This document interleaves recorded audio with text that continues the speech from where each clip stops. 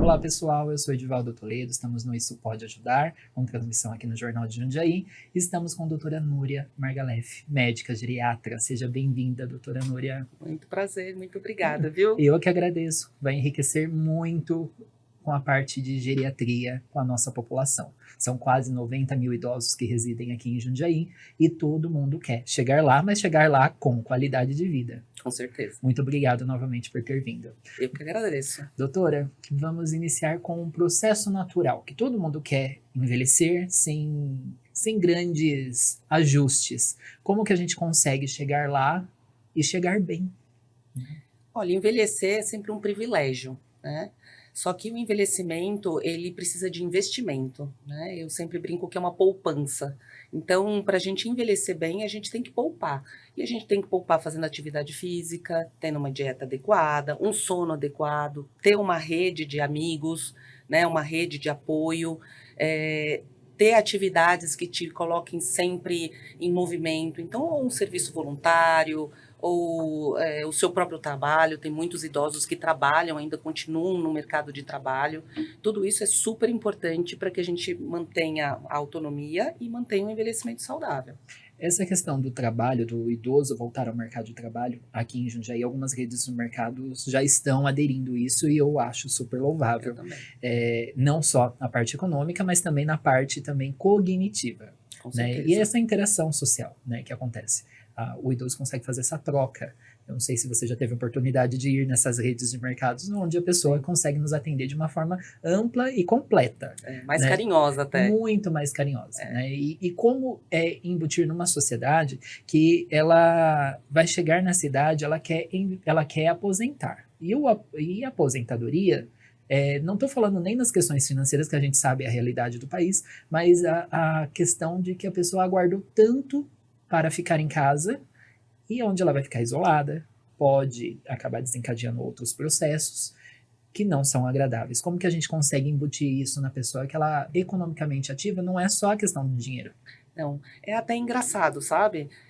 Isso é uma coisa que vem mudando bastante. Eu percebo isso muito nos idosos que eu atendo. Até um tempo atrás, a gente via que o sonho era aposentar e ficar em casa. Sim. Né? E existe uma diferença muito grande entre os homens e as mulheres. As mulheres não aposentam nunca, né? Elas aposentam no mercado de trabalho, mas elas continuam trabalhando, elas continuam cuidando dos netos, indo no mercado, cuidando da casa, ajudando os filhos, então, cuidando do marido, levando o cachorro para passear. A mulher não aposenta. Então, quando ela sai do mercado de trabalho, a vida dela continua muito ativa. Né? Então ela não percebe muito essa saída, essa aposentadoria. Já o homem, quando ele aposenta, a grande maioria aposenta mesmo. Né, vai para o sofá da sala. E isso, com o passar do tempo, eles mesmos já percebem o quanto é deprimente. Eles começam a ficar deprimidos, porque eles perdem os amigos que eles tinham no trabalho, então aquele amigo que ele tinha contato, agora ele já não tem mais, porque ele já não vê mais. Então ele começa a perder sua rede social, ele começa a ter que ficar dentro de casa e fazer talvez um trabalho que ele nunca teve que fazer, lavar uma louça, limpar um quintal, o trabalho dele era outro. E aí ele começa até a se deprimir, porque começa a se desvalorizar. Então, hoje, a gente tem muito idoso voltando para o mercado de trabalho, não só pela parte financeira, que no Brasil faz muita diferença, mas principalmente porque percebe que estar na ativa te traz uma autoestima, uma autonomia, uma rede de amigos, e que isso te traz felicidade no dia a dia, né? Você citou a questão que o homem perde também a rede de apoio e de amigos, né? Mas ele não só perde porque ele não está convivendo. Infelizmente, eles não se cuidam. Não. E mulher vive mais. Isso é estatístico, isso é uma realidade. Né? As mulheres, elas vivem mais porque elas se cuidam mais. Elas vão ao ginecologista, todos os anos elas fazem seus exames de rotina. Eu acho que porque a mulher tem já esse aspecto do se cuidar. Né, do se cuidar, porque ela precisa estar bem para cuidar do seu companheiro e para cuidar dos seus filhos. E muitas vezes para cuidar dos seus pais. Então ela fala, eu preciso estar bem. Então ela é muito cuidadosa. A mulher, ela tem essa coisa do cuidar. O homem, ele é um pouco mais relaxado. Com isso, eles vão se deixando, eu não preciso de médico, não preciso de médico. Quando ele precisar, ele já está tão doente que às vezes a gente não tem muito o que fazer, irreversível. Então os homens acabam morrendo mais cedo do que as mulheres. No seu público, no consultório, é mais mulheres? A grande maioria. Eu acho que se a gente colocar na ponta do lápis, 30% é homem, 70% são mulheres. E a grande maioria dos homens que vem porque as mulheres arrastam. Tá. Não vem de forma espontânea. Não vem de forma espontânea. Com quantos anos a gente já deve ir ao geriatra? Então, o processo Eu já fui. O processo de envelhecimento acontece desde que a gente desde que a gente nasce. Então, envelhecimento todo mundo está tendo, desde que a gente nasce. Mas a gente fala que o processo de envelhecimento começa mesmo a partir dos 30 anos.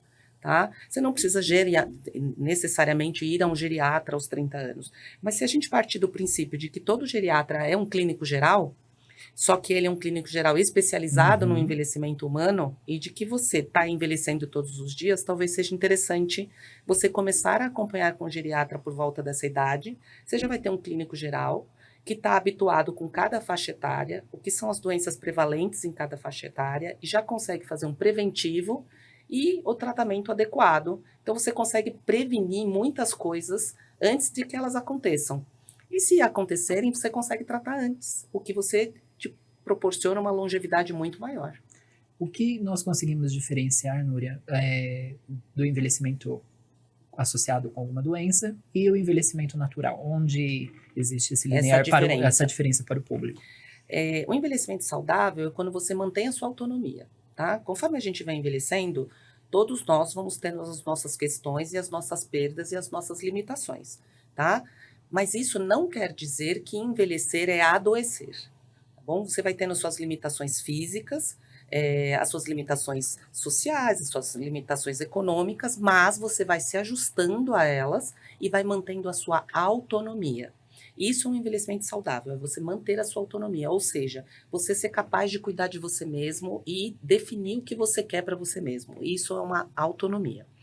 Adoecimento, já o envelhecimento adoecido é quando você vai perdendo essa autonomia, né? Ou porque você tem várias doenças que vão te limitando de uma maneira mais importante e vão te tirando essa autonomia. Por exemplo, uma diabetes que faz você perder a visão, né? Um problema cardiovascular, o cérebro vascular que faz você demenciar ou ter um AVC, e aí você fica com uma limitação física, uma limitação cognitiva. Isso é um envelhecimento adoecido. Certo. Quais as mudanças que o corpo enfrenta nesse linear após o próximo dos 60 anos? Que é muito difícil. A conscientização da limitação. Do envelhecimento. Envelhecer, eu sempre falo que envelhecer é para os fortes. Tá? É um privilégio, porque você envelhecer é você ter a possibilidade diária de vivenciar novas coisas. Eu sempre falo que todos os dias é um presente a mais que você ganha, mas junto com esse presente, junto com o bônus, vem seu ônus.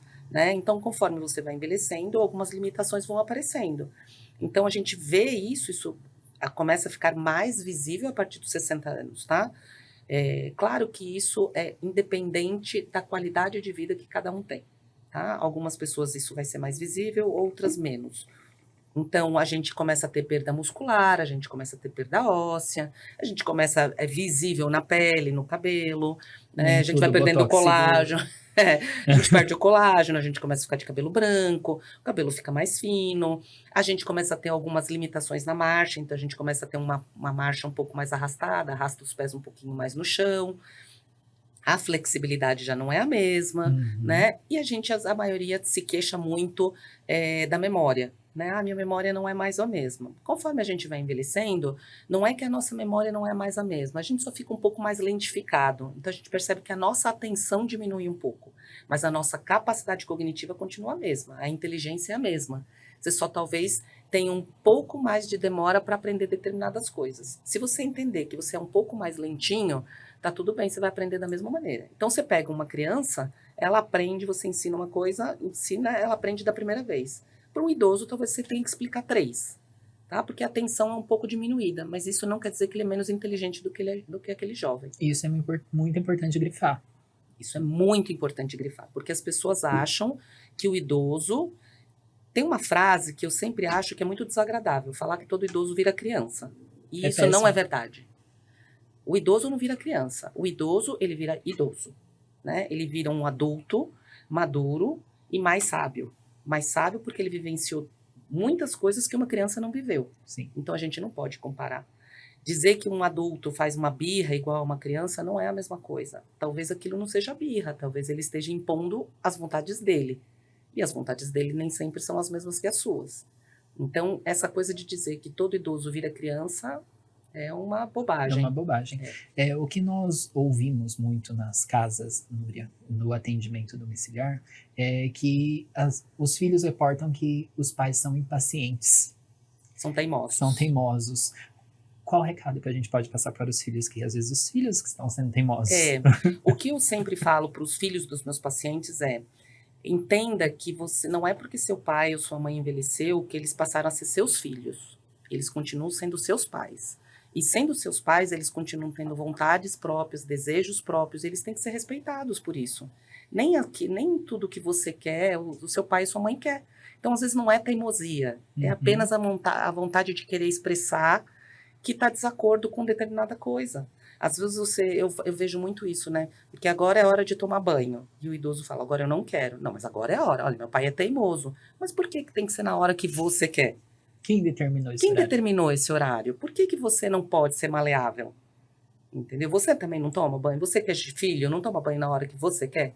Ou a hora que dá, né? Quando você era pequeno, você gostava que sua mãe falasse, agora é a hora do banho, e você era obrigado? Você também fazia sua birra. Então, não é birra, é só maneira de expressar o desejo que você quer. Então, eu acho que os filhos, eles têm que sair dessa posição de achar que eles são os pais dos pais e voltar a ser filho.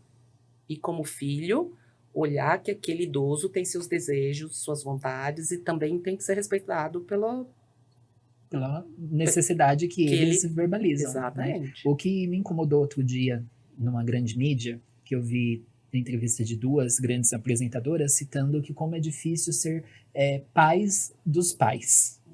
Né? Isso não existe. Não. Né? Os pais estão com limitações, porém essa inversão de papel, tanto social quanto físico, ele não existe. As pessoas elas precisam ter consciência que os pais vão continuar sendo pais, como você disse. Eu acho que o que é difícil é a gente enxergar que os pais estão envelhecendo e que aquilo que eles podiam fazer, talvez agora as limitações são maiores.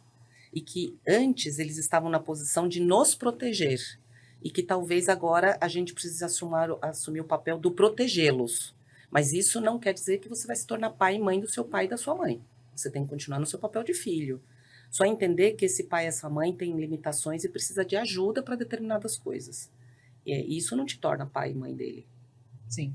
Né? Isso é essencial. Isso é essencial. Eu sempre falo.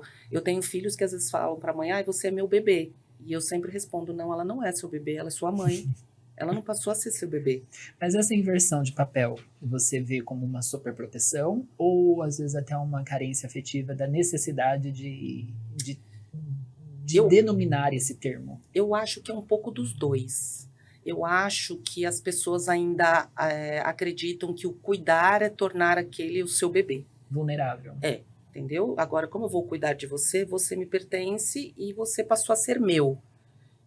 Isso é um conceito que a gente tem equivocado. Cuidar do outro não é tornar aquele outro sua propriedade, ou você manuseá-lo como um boneco ou como seu bebê que você põe e tira. Não é isso, né? Aquilo é um ser adulto. Mesmo demenciado, ele tem uma biografia, ele tem uma história. Tem que ser respeitado. Quando você pega esse indivíduo demenciado e passa a denominá-lo como um bebê, você acabou com toda a biografia dele. Né? Ele foi um advogado, ele foi importante para ele cuidou de várias famílias, ele cuidou de você, ele supriu uma casa. Quando você chama ele de bebê, tudo isso foi apagado. Então, eu acho que tem isso da superproteção, né? E eu acho que também falta nós, profissionais de saúde, explicarmos para esse filho que está cuidando de que ele não precisa se comportar dessa forma. Se ele continuar também se posicionando como filho, determinadas coisas também vão doer menos. Porque quando a gente assume um papel, fica tão pesado, né? Você ter que ser pai ou mãe do seu pai e da sua mãe, fica muito pesado. Se você continua sendo filho, você não fica órfão, né? Sim. E fica complexo também, em outro episódio nós vamos falar sobre a finitude, de encarar o processo natural. A finitude, né? Núria, genética, até onde a genética contribui para que passemos aí dos 80, 90, 100 talvez, né? Quem sabe passar dos 100. Os estudos mostram que a genética ela tem uma parcela de influência na longevidade de só 30%. Os outros 70% é tudo estilo de vida. Então, você vê que só 30% eu não É consigo muito mexer. pouco. É muito pouco. É muito Então, as pouco. pessoas falam assim, fulano viveu até os 100 anos porque ele tinha genética. Só 30% dessa genética. Os outros 70% provavelmente porque ele era um idoso que caminhava todos os dias, tinha uma boa alimentação, continuava tendo amigos, né? Não trabalhava fora, mas cuidava da sua hortinha. Então, ele continuava em movimento. Por isso que ele chegou nos 100 anos. Então, o estilo de vida é muito mais importante do que a sua genética. Não que a sua genética não tenha importância, mas se você focar no seu 70%, Vai ter muito mais resultado. muito mais resultado. Né? Quais atividades básicas, além dessas que você citou, de obrigações? Porque eu acho que o que falta muito nesses jovens idosos é o propósito de ter uma atividade de vida. Né? Ter um propósito. Vou levantar e hoje eu tenho que fazer. Eu sei que parece ser duro, né? Depois dos 70 anos ter uma obrigação, mas é o que move o mundo. Eu sempre falo que para você poder continuar vivendo, você tem que ter objetivos. A partir do momento que você não tiver nenhum objetivo, você não está vivendo. A vida está passando por você. Então, se você quer continuar vivendo, você tem que ter objetivos. Qual é o seu objetivo? Eu quero continuar tendo minha autonomia, eu quero manter minha mente boa, eu quero continuar vendo os meus netos, eu quero continuar regando as minhas plantas. Então, para isso, tem que ter um investimento. E qual é o investimento? Atividade física, dieta saudável, um sono adequado, isso é muito importante. Ir regularmente ao médico, ter as suas vacinas em dia, isso é muito importante. As pessoas têm esquecido disso. Ter um círculo social, né? Que seja com as vizinhas, que seja na igreja. Você precisa ter um círculo social, tá? E você tem que manter a sua espiritualidade. E quando a gente fala espiritualidade, não tem nada a ver com religiosidade.